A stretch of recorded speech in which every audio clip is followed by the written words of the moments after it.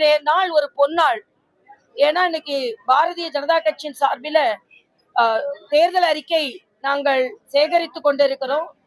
அதற்கு தேசிய ஜனநாயக கூட்டணியின் சகோதரர்கள் அனைவரும் ஒத்துழைப்போடு ஒன்றாக இந்த தேர்தல் அறிக்கை தயாரிப்பதற்கு முழு உறுதுணையாக இருக்கிறார்கள் என்பதற்கு இந்த நிகழ்ச்சியே ஒரு சான்று. அதனால மக்களோடு மக்களாக, மக்களுக்காக மக்களிடமிருந்து நேற்று கூட நான் சிறு குறு வியாபாரிகள், கடலை மிட்டாய், தேன் மிட்டாய் தயாரிப்பவர்கள்ட்ட போய் அவர்களோட குறைகளை கேட்டறிந்தேன். அதே மாதிரி நேற்று நெசவாளர்களின் குறைகளை கேட்டறிந்தோம்.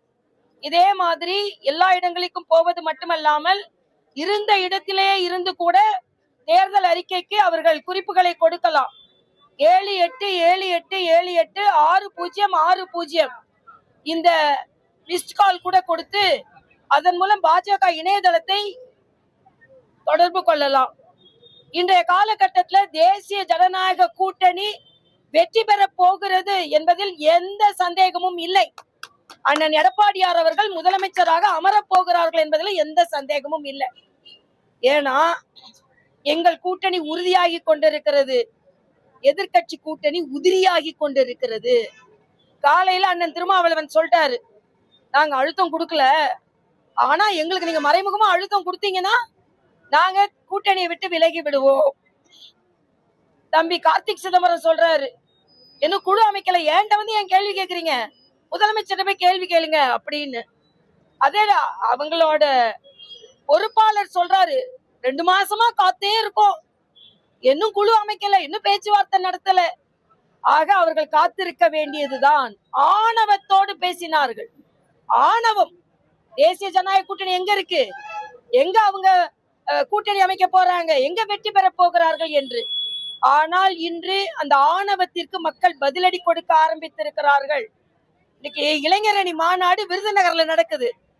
இதற்காகவாவது மக்கள் புறக்கணிப்பார்கள், இளைஞர்கள் புறக்கணிப்பார்கள். எந்த காமராஜர் கல்வியோடு உணவும் கொடுத்தாரோ அவர் அவங்க ஊர்ல வச்சு கேவலப்படுத்தி அசிங்கமா விமர்சனம் செய்து தோற்கடித்து விட்டு அந்த மண்ணில் போய் நீங்கள் எப்படி இளைஞரணி மாநாடு நடத்துவீர்கள்? அதே மாதிரி உதயகுமார் அண்ணாமலை பல்கலைக்கழகத்துல இன்னைக்கு முதலமைச்சர் உட்கார்ந்து வீடியோ பேசிக் கொண்டிருக்கிறார்.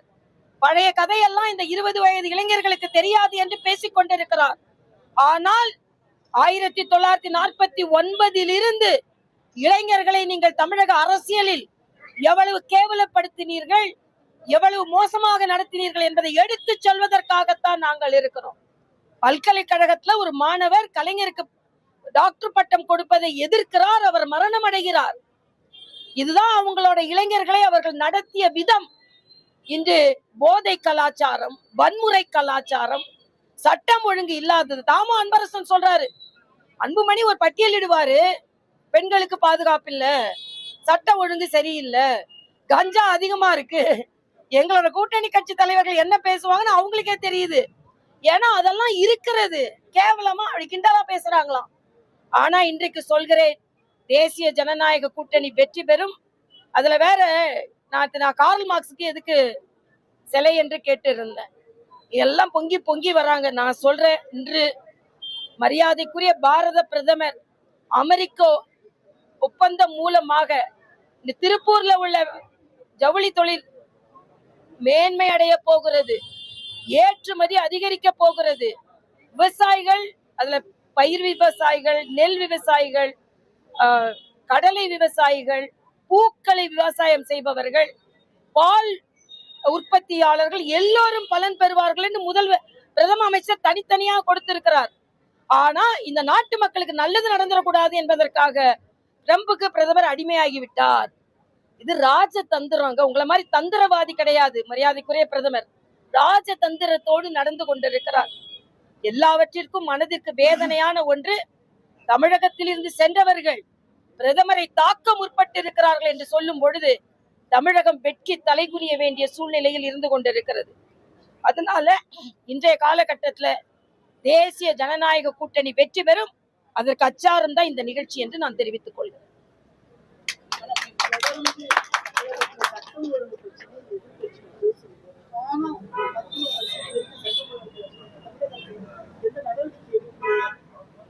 இல்ல, இதுல நேரடியா நடவடிக்கை எல்லாம் எடுக்க முடியாது. என்னென்ன விதத்துல சட்டம் ஒழுங்கை பாதுகாக்க வேண்டியது அரசாங்கம். மக்கள் தான் அதுக்கு நடவடிக்கை எடுக்கணும்.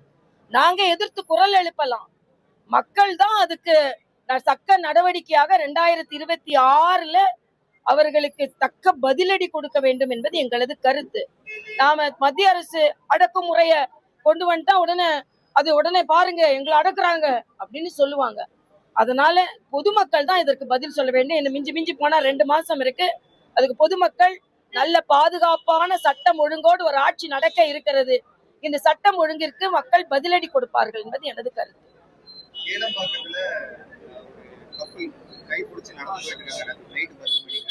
அந்த நேரத்துல வந்துட்டு ஒரு 4-5 பேர் வந்துட்டு அவங்க அசால்ட் பண்ணிருக்காங்க. கையை விட்டு நடங்கன்னு சொல்லியிருக்காங்க.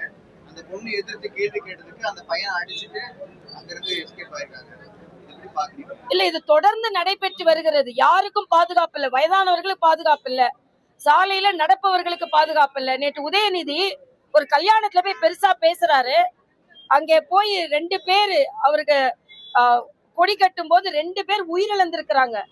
மின்சாரம் தாக்கி உயிரிழந்திருக்கிறார்கள். இங்க ஒரு பேனர் விழுந்ததுக்கு நாம் காரணமா இல்லமா இருந்தா கூட எதிர்கட்சிகளை குறை சொல்லிக் கொண்டிருந்த ஸ்டாலின் இன்று 2 பேர் உயிரிழந்திருக்கிறார்கள்.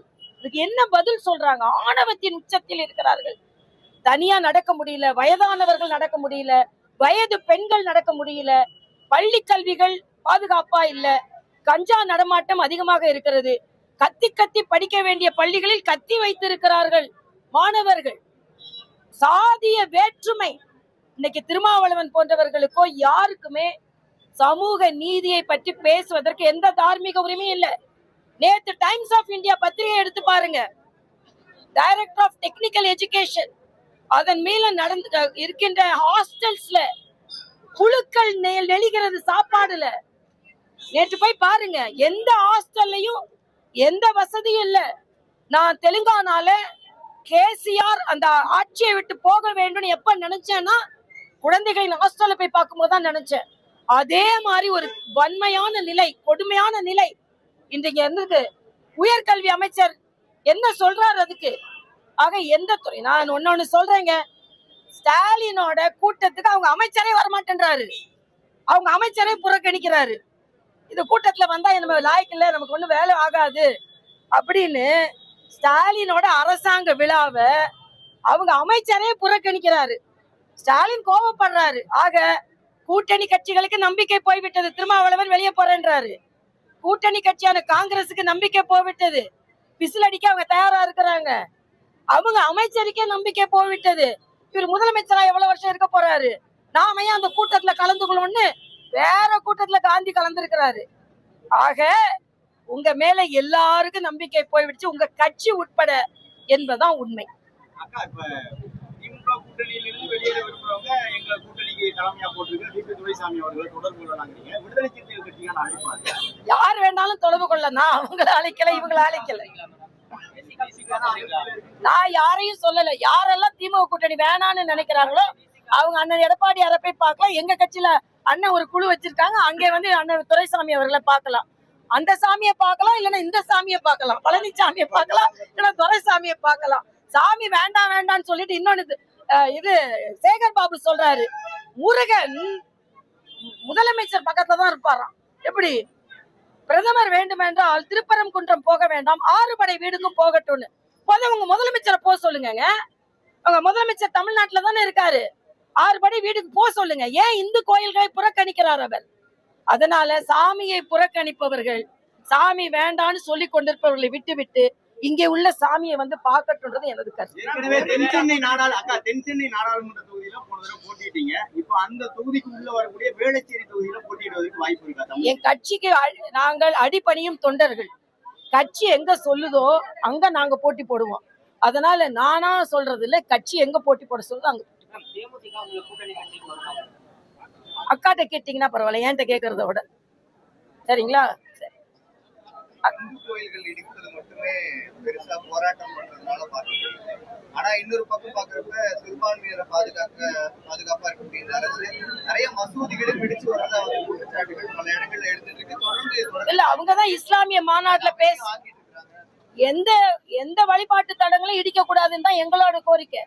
ஆனா நீங்க இந்து கோயில்களோட உண்டியல் எல்லாம் எடுத்துட்டு உண்டியல் வேணும், இந்து மதம் வேண்டாம், இந்து கொள்கை வேண்டாம், இந்து சாமி வேண்டாம், ஆனா அங்க உண்டியல் வேணும், அங்குள்ள நகை வேணும். இப்படி அவங்க பேசி கொண்டிருக்காங்க. எங்களை பொறுத்த வரைக்கும் எம்மதமும் சம்மதம். எந்த வழிபாட்டு தலங்களை இடிக்க கூடாது என்பதுதான் எங்களது கருத்து. எங்களை அகில பாரத தலைவர்கள் என்ன முடிவு செய்யறாங்களோ அது. பொறுப்பாளர்கள் பியூஷ் கோயல் போட்டு 1ஆம் தேதி வராரு. நாளை 9ஆம் தேதி எங்களுக்கு வராரு, எங்களுக்கு வழிகாட்டுறார். கூட்டணி பற்றி என்ன எங்களுக்கு எங்களோட தேர்தல் அறிக்கை குழுவை காலையில் 9 மணிக்கு சந்திக்கிறார், 10 மணிக்கு சட்டமன்ற பொறுப்பாளர்களை சந்திக்கிறார், இரவு 9 மணிக்கு வேற ஒரு முக்கியமான நிர்வாகிகள் கூட்டம் இருக்கு. கூட்டணி கட்சிகள் தலைவர்களை சந்திக்கிறாரான்னு எனக்கு தெரியாது, மாநில தலைவர்கள் தான் கேட்கணும்.